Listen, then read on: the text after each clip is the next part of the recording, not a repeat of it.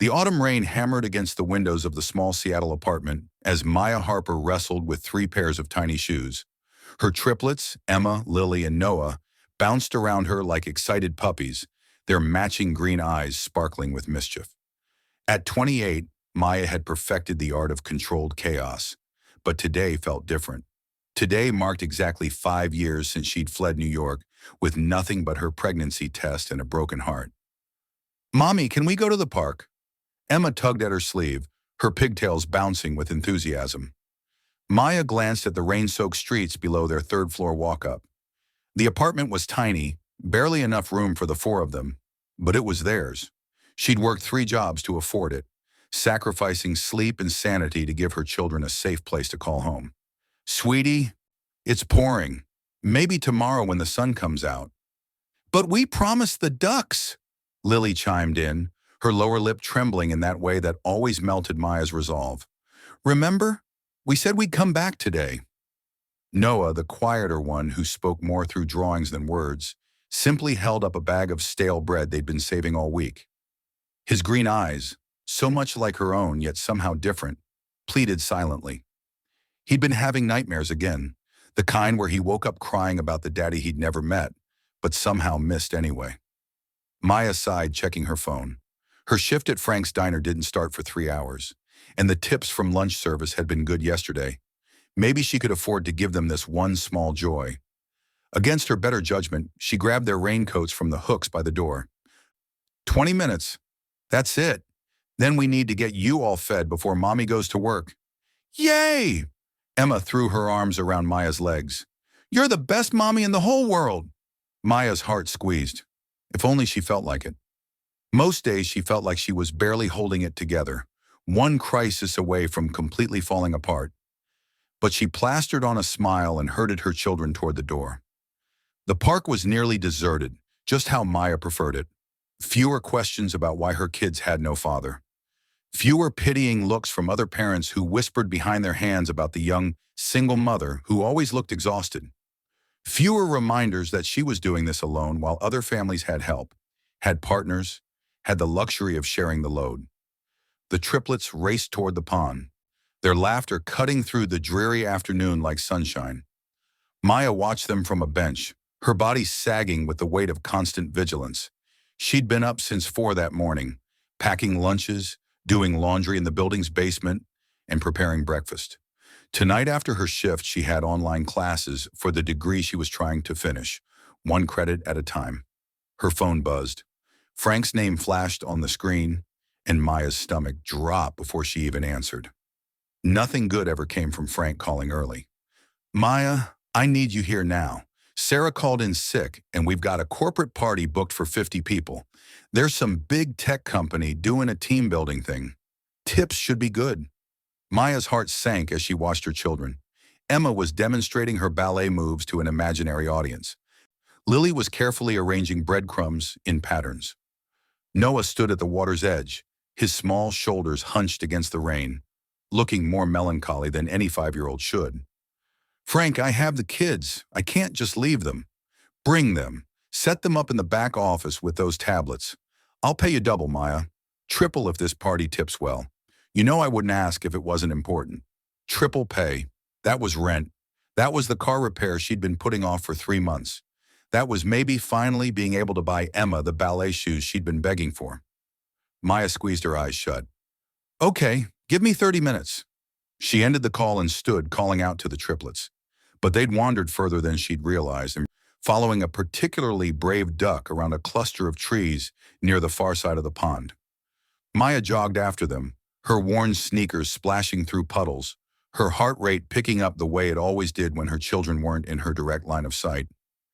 Then she heard it, a man's voice, deep and gentle, with an accent of old money and expensive schools. "Easy there, buddy. You don't want to scare him. Ducks are shy creatures. If you move slowly, he might come closer." Maya rounded the trees and froze. A tall man in an expensive charcoal suit knelt beside her children, completely unbothered by the mud staining his knees. The suit probably cost more than Maya made in 6 months. He had dark hair, sharp features that looked carved from marble, and an air of authority that seemed oddly out of place in a children's park on a rainy Thursday afternoon. But what stopped Maya cold, what made her breath catch and her heart stutter, wasn't his appearance or his expensive clothes.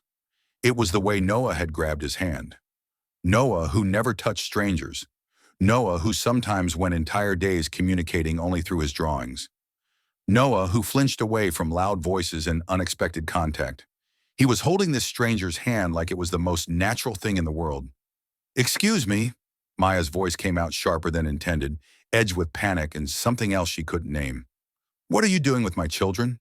The man stood smoothly, gracefully, and Maya's breath caught again. He was tall, easily 6'2", with broad shoulders and a presence that commanded attention. But it was his eyes that made her world tilt. Ice blue, piercing, intelligent. Eyes she'd seen before in dreams and nightmares. Eyes she'd tried desperately to forget. He raised his hands in a peaceful gesture, a slight smile on his lips. "I apologize if I startled you." They were getting close to the water's edge, and the bank is slippery from the rain. "I didn't want anyone taking an unexpected swim." His voice, God, his voice. Maya felt 5 years fall away in an instant. Before she could respond, before she could process what was happening, Emma tugged the man's sleeve with the confidence only a 5-year-old could possess. "Are you a prince? You look like a prince, like the ones in Mommy's old books." The man's lips twitched, something warm flickering in those cold blue eyes. "Not quite, though I appreciate the compliment. My name is Ethan." "I'm Emma." She stuck out her hand formally, the way Maya had taught them. "That's Lily with the pink coat, and he's Noah with the bread. We're triplets, which means we're all the same age, but we came out one at a time. We're 5 years old, and we don't have a daddy." Maya wanted the earth to swallow her whole. Her face burned despite the cold rain. "Kids, come here, now." But Lily was already inspecting Ethan's watch, her small fingers tracing the elegant face. "This is shiny, like really shiny. Our mommy works really hard, but she can't buy shiny things. She says we have everything we need, though, because we have each other, and that's more valuable than gold or diamonds or fancy watches." Ethan's expression shifted, something unreadable crossing his features. Pain, maybe, or recognition. He looked at Maya properly then, really looked at her, and she felt exposed under that piercing gaze. She watched awareness dawn in his eyes, watched shock chase recognition, watched his face go pale beneath his tan. "Maya," he breathed, and her world tilted sideways. She knew that voice. She'd spent 5 years trying to forget it. Ethan Ross, the man she'd loved with everything she had, with every foolish fiber of her young heart. The man who'd promised her forever on a rooftop in Manhattan. The man who'd chosen his family's empire over her. The man whose mother had made it very clear that Maya was nothing but a temporary distraction, unsuitable for a Ross heir. The man who didn't know he had 3 children. The man whose blue eyes she saw every single day in her son's face. If you're enjoying this story and want more amazing content like this, please subscribe and hit that notification bell. We bring you the most compelling stories every single week, and your support means everything to our growing family of 10,000 subscribers. Now let's see what happens next. Maya grabbed her children's hands, her pulse thundering in her ears. Rain plastered her hair to her face, but she barely noticed. "We need to go. Right now." "Maya, wait." Ethan stepped forward, and she noticed his hands were shaking. His perfect composure was cracking, emotions flooding his face too fast to catalog. "Is this why you disappeared? Are they—" He stopped, his gaze moving between the 3 children, doing math she could see working behind those blue eyes. "My God. Are they mine?" "Don't!" Her voice cracked, years of suppressed pain erupting like a volcano. "Don't you dare! You don't get to ask that. You don't get to know anything. Mommy, why are you crying?" Noah's small hand touched her cheek, and Maya realized tears were streaming down her face, mixing with the rain. His green eyes were wide with concern, too much understanding for such a young face. Ethan's gaze locked onto Noah, and Maya watched something break inside him. The resemblance was there if you knew what to look for. The shape of the jaw, the way Noah stood, the intelligence in his eyes. Ethan's voice came out hoarse. "They're 5 years old. Maya, please. Are they mine?" Emma looked up at Ethan with startling directness, her head tilted in that curious way she had. "Are you our daddy? Because Noah dreamed about you last night.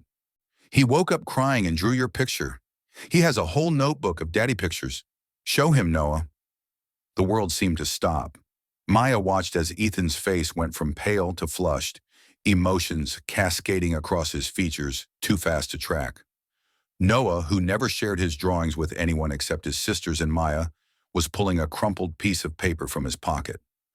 The resemblance in the crayon sketch was crude but unmistakable. Dark hair, blue eyes, strong jaw, a man in a suit holding 3 children's hands. "We need to go," Maya managed through numb lips, pulling the children toward the parking lot. But Ethan followed, his long strides easily keeping pace. "Maya, please. 5 years. You've kept this from me for 5 years. I have children I didn't know existed." She whirled on him, months of suppressed pain and rage erupting. Other park visitors turned to stare, but Maya didn't care anymore. "You made your choice. Your family made it very clear I wasn't good enough for the Ross legacy, so I made mine. I chose my babies over your world of lies and manipulation. My family. Maya, what are you talking about? What choice? Your mother came to my apartment." The words burst out of her like bullets. "She came to my tiny studio in Brooklyn the day after you left for that business trip to London. She offered me money to disappear, $200,000 to vanish from your life. She said I was a distraction from your arranged marriage to Victoria Ashford. She said the Ross Empire needed the right kind of wife, someone from the right families, someone who understood that world. She said I was a pretty diversion, but nothing more. She said you'd already agreed to the marriage, that you'd used me to get one last taste of freedom before settling down with your responsibility." Ethan looked like she'd physically struck him. The blood drained from his face. "What marriage? Victoria and I were never engaged. We were friends, Maya. Just friends. Our mothers wanted us to date, but I never—" He stopped, his jaw clenching hard enough that Maya could see the muscle jumping. "My mother told me you'd left, that you'd taken the money and wanted nothing to do with me. She said you'd admitted the baby wasn't mine." Maya's legs nearly gave out. She grabbed a nearby bench for support. "There was no baby. Not then. I didn't know I was pregnant when I left. I found out 2 weeks later when I couldn't stop throwing up. The doctor said I was 8 weeks along, with triplets. 3 babies. And I was alone, completely alone. And I never took a dime from your mother. I told her to go to hell and pack my bags that night." The rain had picked up, soaking them all thoroughly, but neither adult seemed to notice. The triplets watched this exchange with wide eyes, picking up on the tension even if they didn't understand the full weight of these revelations. Emma moved closer to Maya, her small hand finding her mother's. Lily's lower lip trembled. Noah just stared at Ethan like he was trying to memorize every detail. "Can we go home?" Lily's small voice broke the spell, quavering with cold and confusion. "I'm cold and wet, and I don't like when Mommy cries." Ethan looked at his children, really looked at them for the first time as his children, and Maya saw his composure crumble completely. His hands shook, his eyes filled with tears. He knelt down in the mud again, bringing himself to their level. "I'm sorry," he said, his voice thick with emotion. "I'm sorry you're cold. I'm sorry you're upset. I'm sorry for everything." He looked up at Maya, and she saw raw pain in his eyes. "Please, let me take you somewhere warm. Let's get the children dry. Let's talk. I need—" His voice broke completely. "I need to understand what happened. I need to know my children. Please, Maya." Maya should have said no. Every instinct screamed at her to run, to protect her heart and her children from the man who destroyed her once before. But Noah was shivering, his lips tinged blue. Emma's teeth were chattering so hard she couldn't speak. Lily looked miserable and small. Maya's anger warred with her maternal instinct, and maternal instinct won. She nodded once, curt and final. 1 hour, then we're leaving. My car is nearby. I'll drive you. Where would you like to go? Your place. Maya said, the words bitter. I want to see how you've been living while I've been struggling. 20 minutes later, they were in a high-rise penthouse in downtown Seattle that probably cost more than Maya would earn in a lifetime. The view overlooked the Sound, gray water stretching to distant mountains. The furniture was modern and expensive, all clean lines and neutral colors. Art that Maya recognized from her abandoned art history classes hung on the walls. This was Ethan's world, and it made her tiny apartment look like what it was, a cramped space where 4 people lived on top of each other because it was all they could afford. The triplets were wrapped in fluffy towels that were softer than anything Maya owned, sipping hot chocolate that Ethan's assistant, a efficient woman named Sarah, had somehow procured in minutes. They sat on a couch that probably cost more than Maya's car, their eyes wide as they took in the space. Do you live in the sky? Emma asked Ethan, pressing her nose to the window. Are you sure you're not a prince? Ethan managed a weak smile. Not a prince, just someone who got lucky in business. What kind of business? Lily asked, ever curious. I help companies grow, make them better. It's not very exciting, I'm afraid. Our mommy works at a diner, Noah said quietly, and Maya's heart clenched. She brings us pancakes sometimes when Frank makes too many. She works really hard. She's always tired. Ethan's eyes found Maya's across the room, and she saw guilt and pain written clearly on his face. She turned away, moving to stand by the floor-to-ceiling windows, arms wrapped around herself. The Seattle skyline stretched before her, gray and wet and beautiful. She'd moved here because it was far from New York, because she'd needed distance from the memories, because she'd thought she could start over in a place where no one knew her story. Ethan appeared beside her, 2 steaming mugs in hand. He offered her one silently. Coffee, black with 1 sugar. After 5 years, he'd remembered exactly how she took her coffee. Tell me everything, he said quietly, his voice rough with emotion. Please, I need to know what happened. I need to know what my mother did. I need to understand how we got here. So Maya told him. She told him about his mother's visit. The cruel precision of Eleanor Ross's words designed to make Maya feel small and worthless and expendable. About how Eleanor had laid out photographs of Victoria Ashford, beautiful and polished and perfect. Everything Maya wasn't. About how she'd detailed Maya's inadequacies, her lack of pedigree, her working-class background, her state school education.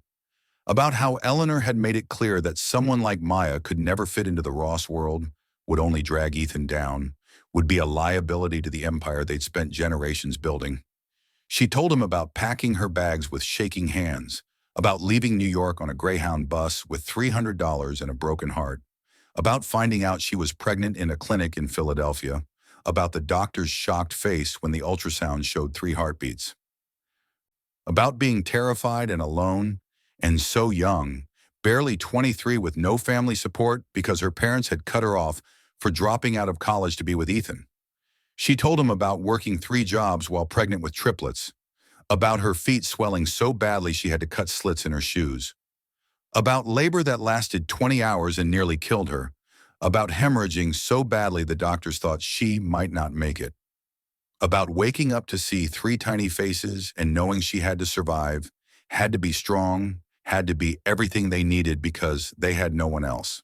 She told him about 5 years of birthday parties she'd celebrated alone with grocery store cake and dollar store decorations, about school forms that asked for father's information she couldn't provide, about Emma's dance recital where she was the only child without a father in the audience, about Lily asking why they didn't have a daddy like the other kids, about Noah's nightmares, his drawings of the father he'd never met but somehow knew he was missing.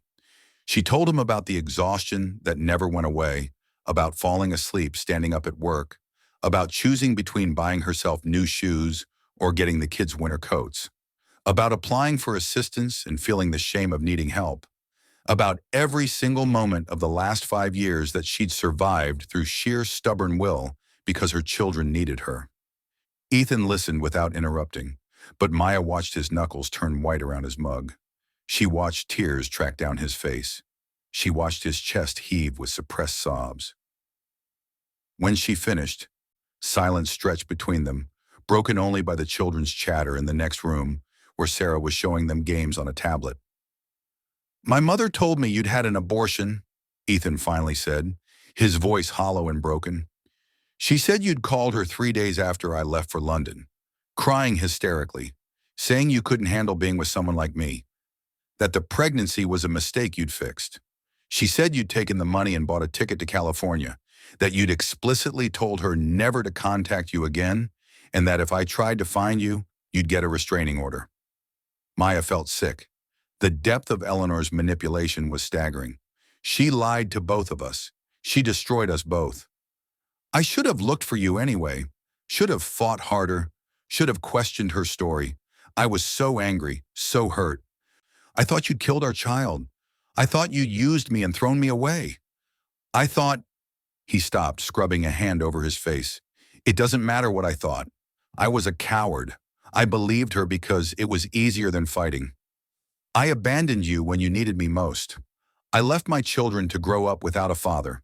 There's no excuse for that. You didn't know they existed. I should have known, should have trusted you over my mother's poison, should have known you'd never—" His voice broke completely. "God, Maya, I have 3 children, 3 beautiful, perfect children who don't know me, who don't trust me, who've grown up thinking I didn't want them. What have I missed? First words? First steps? Their first day of school?" "Everything," Maya whispered, and the word felt like a knife. "You missed everything." In the next room, Emma's voice rang out, breaking the heavy silence. "Mr. Ethan, come look at my drawing. I made a picture of your house in the sky."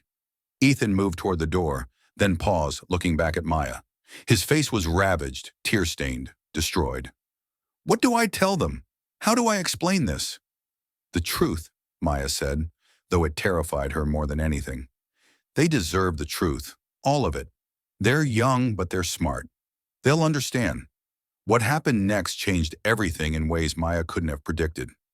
Ethan sat with the triplets, and Maya watched from the doorway as her carefully constructed world began to crack and crumble. Emma showed him her drawings, providing a running commentary on every crayon choice, every color decision. She explained that she wanted to be a ballerina and an astronaut and a veterinarian. Sometimes all at once. She told him about her best friend Sophie at school and how they'd made a secret club. Lily asked if he had any pets, because they really wanted a puppy, but Mommy said their apartment didn't allow them, and also puppies cost money for food and vet visits.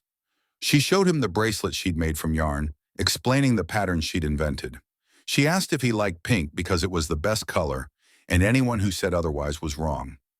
Noah, the child who barely spoke to strangers, who communicated more through art than words, who sometimes went entire days in selective silence, climbed into Ethan's lap after just 10 minutes. He brought his notebook, the one filled with drawings of the father he'd imagined, and began showing Ethan each picture. He explained in his quiet voice what each one meant, the stories behind the images. A daddy pushing swings, a daddy reading bedtime stories, a daddy teaching him to ride a bike.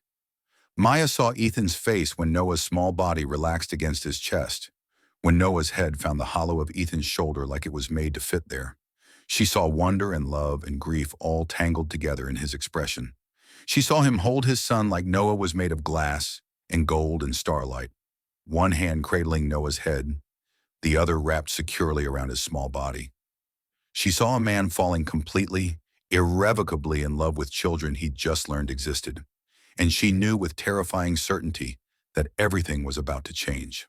2 hours passed before Maya realized she'd completely missed her shift at the diner. Her phone had 17 missed calls from Frank.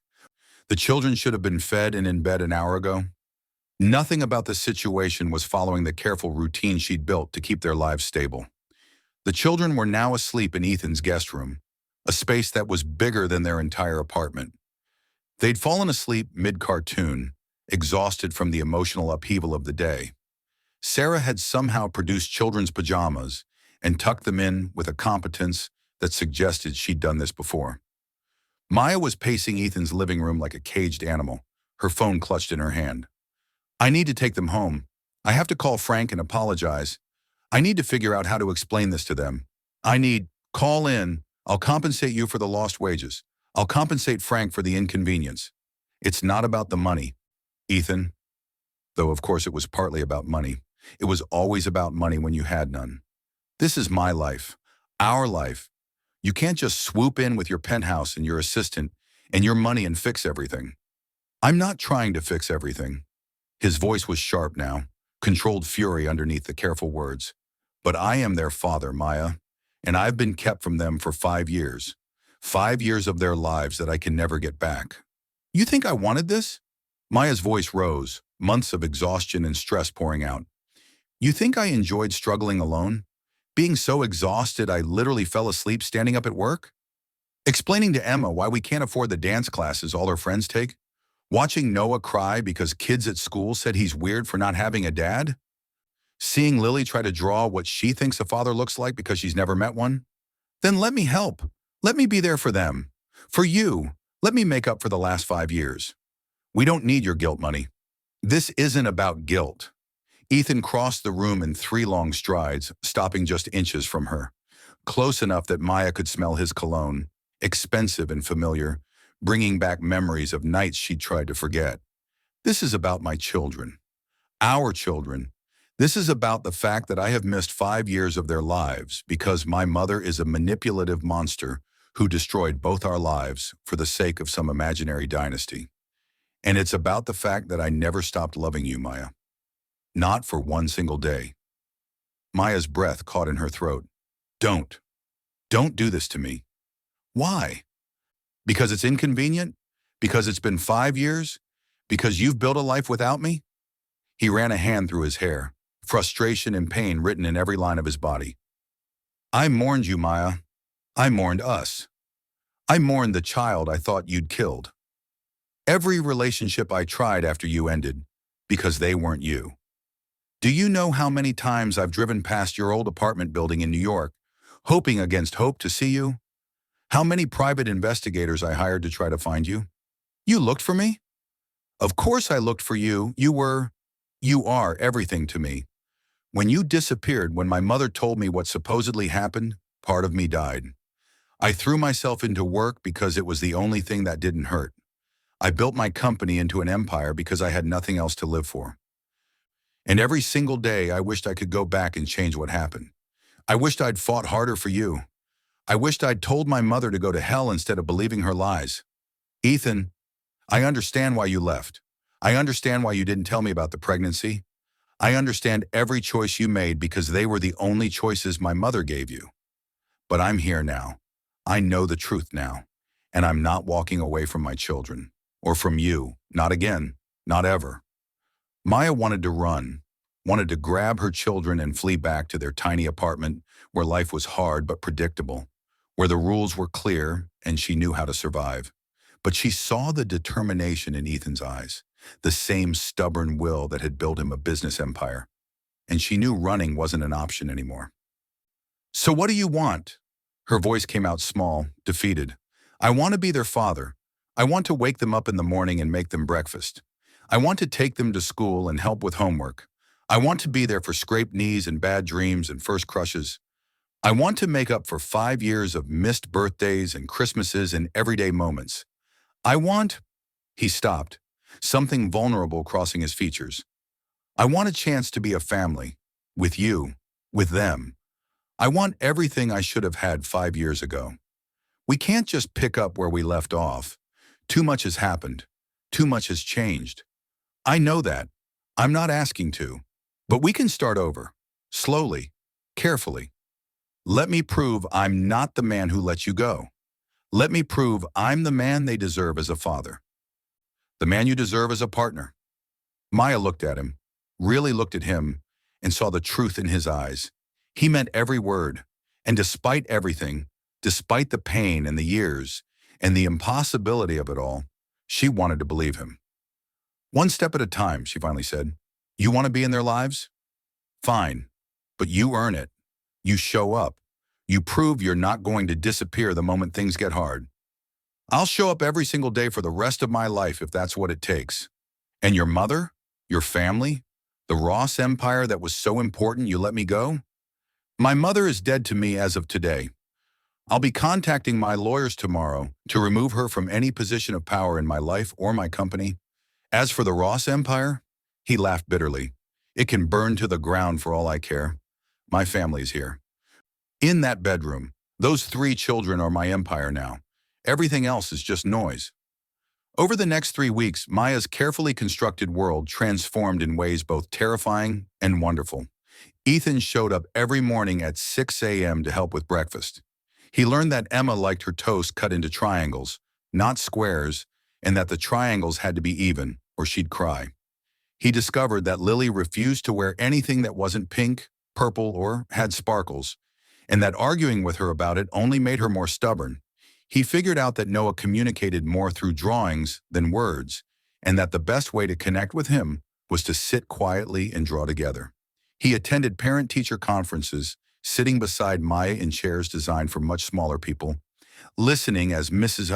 Rodriguez praised Noah's artistic ability and expressed concern about his selective mutism. He watched Emma's ballet class, sitting through an hour of 5-year-olds stumbling through basic positions, his face filled with such pride and joy that other parents kept glancing at him curiously. He helped Lily build an elaborate fairy garden in the small patch of dirt outside Maya's apartment, getting covered in mud and not caring at all. He also took swift, brutal action against his mother. Maya learned details from Sarah, who seemed to have decided Maya needed protection and information in equal measure. Ethan had confronted Eleanor Ross in her Fifth Avenue penthouse, his fury cold and controlled as he detailed her manipulations. Eleanor had tried to justify her actions, claiming she'd protected the family legacy, that Maya was never suitable for a Ross heir, that everything she'd done was for Ethan's own good. Ethan's response was to cut her out of his life completely. He redirected his trust fund away from Ross Industries and toward a foundation for single mothers. He removed her from the board of his company. He made it clear that if she ever contacted Maya or the children, he would destroy what remained of her social standing and her influence. Eleanor Ross, who'd ruled New York society for 3 decades, found herself suddenly exiled from her own son's life. But it was the small moments that undid Maya's carefully constructed defenses. She'd watch Ethan sit through a 3-hour tea party with Emma, wearing a plastic tiara without complaint, his expression serious as Emma explained the rules of royal tea service. She'd see him researching sensory processing issues after noticing Noah's sensitivity to loud noises, staying up late reading articles, and ordering books about how to help children with selective mutism. She'd find him asleep on their ratty couch with Lily curled against his chest, both of them covered in glitter from an art project gone spectacularly wrong. She'd watch him at the grocery store, carefully reading labels because he'd learned Noah had a mild allergy to food dyes. She'd see him show up to Emma's school performance, having rescheduled a board meeting because nothing was more important than watching his daughter spin in circles pretending to be a flower. She'd noticed the way he'd automatically reach for Lily's hand when crossing the street. The protective gesture so natural he didn't even seem aware of doing it. And slowly, painfully, Maya felt her heart begin to thaw.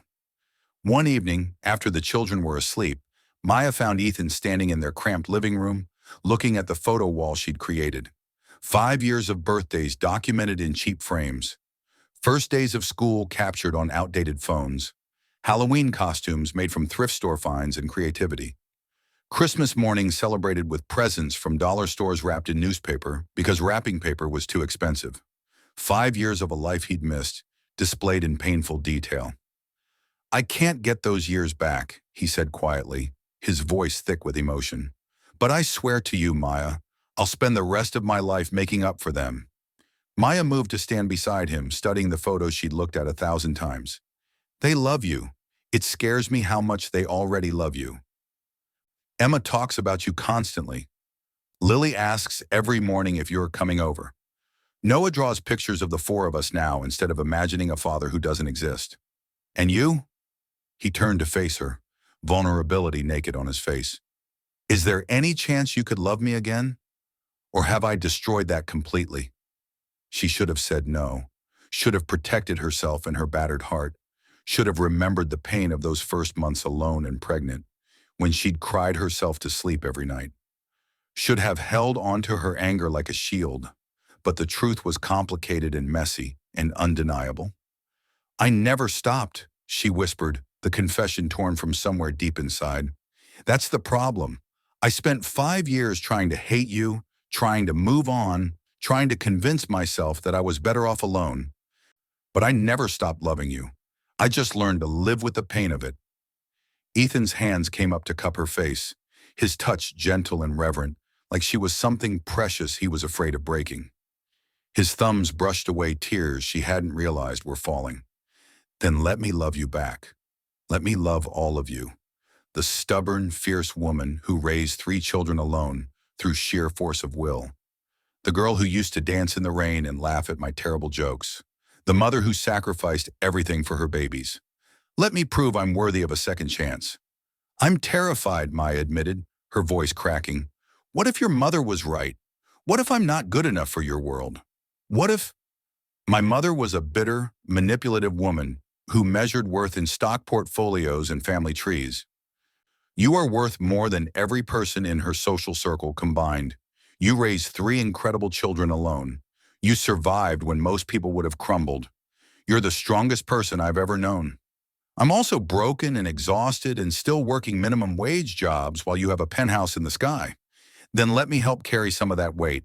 Not because you need me to, but because I want to. Because we're better together than apart.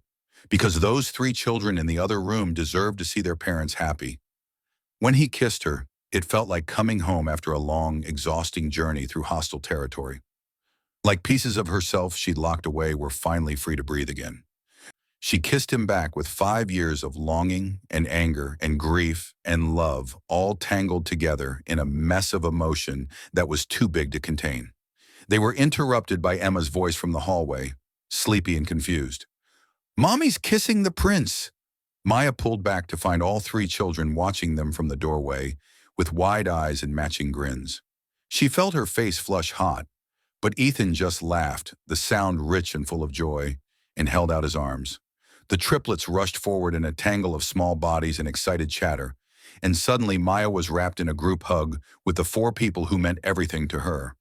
"Does this mean Ethan can be our real daddy now?" Lily asked, her voice muffled against Maya's stomach. "Like forever and ever?" Maya looked at Ethan over their children's heads, saw love and promise and hope and determination reflected back at her, saw the future she'd thought was impossible suddenly within reach. "Yeah, sweetheart, I think it does." "Finally!" Emma threw her hands up dramatically. "I've been waiting forever." "It's only been 3 weeks." Maya laughed through her tears. "That's forever when you're 5, Emma replied with perfect 5-year-old logic. Noah just held on to Ethan tighter, his small face pressed against Ethan's chest, and whispered something too quiet for Maya to hear. But she saw Ethan's face crumple, saw fresh tears track down his cheeks, and knew whatever Noah had said had cut straight to his heart. Later, after the children were back in bed with promises of pancakes in the morning, Ethan held Maya on her worn couch and told her what Noah had whispered. "He said, 'I knew you'd come. I drew you every day so you could find us.'" Maya felt her heart break and heal simultaneously.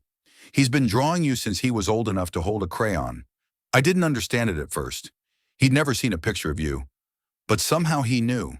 Somehow he drew your eyes exactly right. Maybe some part of him always knew I was out there. Always knew I was his father. Maybe," Maya agreed softly.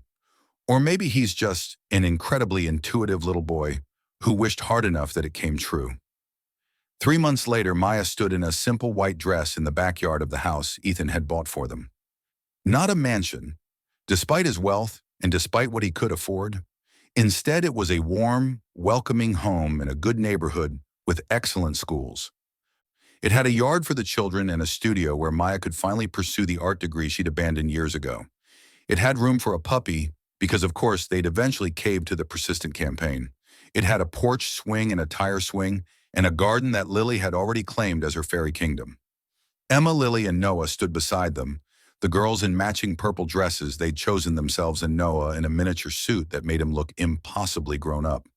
They'd insisted on being part of the ceremony, had helped Ethan pick out Maya's ring, a simple sapphire surrounded by small diamonds, that Ethan said represented their family of 5.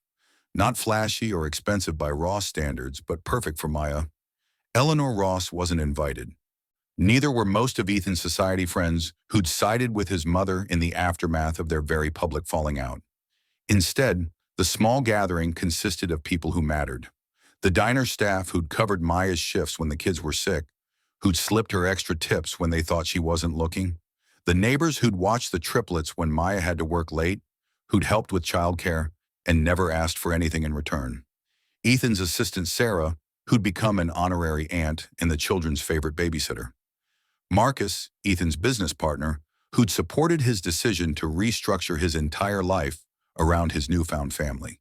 And Maya's parents, who'd flown in from Oregon with tears streaming down their faces and apologies on their lips. They'd cut Maya off when she dropped out of college to be with Ethan, had said she was throwing her life away. Seeing their daughter 5 years later with 3 grandchildren they'd never met, watching her marry the man she'd always loved, they'd begged forgiveness. Maya had granted it because she understood better than anyone how love could make you do desperate things. As Ethan slipped the ring on Maya's finger, he whispered words meant only for her. "Thank you for giving me a second chance. Thank you for our children. Thank you for being the strongest, most incredible person I know. Thank you for not giving up on us even when you had every reason to." Maya smiled through her tears, her voice steady despite the emotions threatening to overwhelm her. "Thank you for finding us.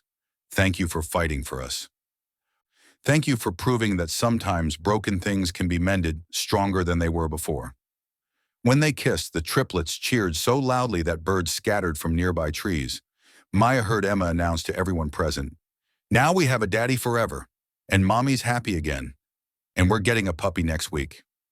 That night, after the children were asleep in their new rooms, in their new house that still didn't quite feel real, Maya and Ethan sat on their back porch, watching fireflies dance across the yard like living stars. She was curled against his side, his arm around her shoulders, a blanket wrapped around them, both against the cool evening air.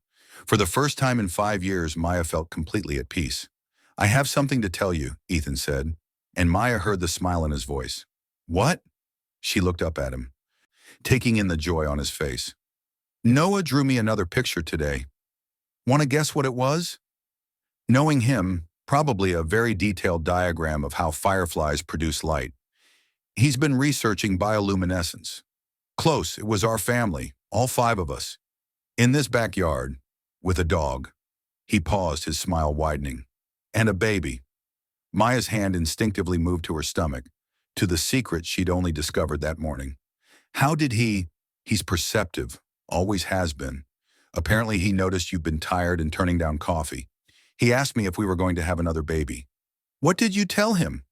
"I told him we'd have to wait and see. I told him that whatever happened, we'd handle it together as a family."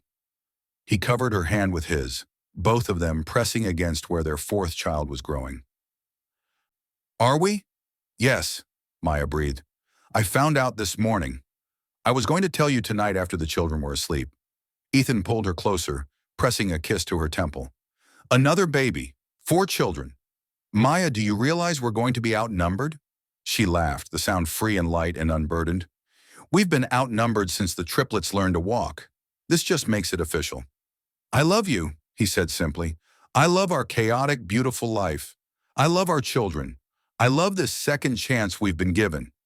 "I love you too," Maya replied, meaning it with every fiber of her being.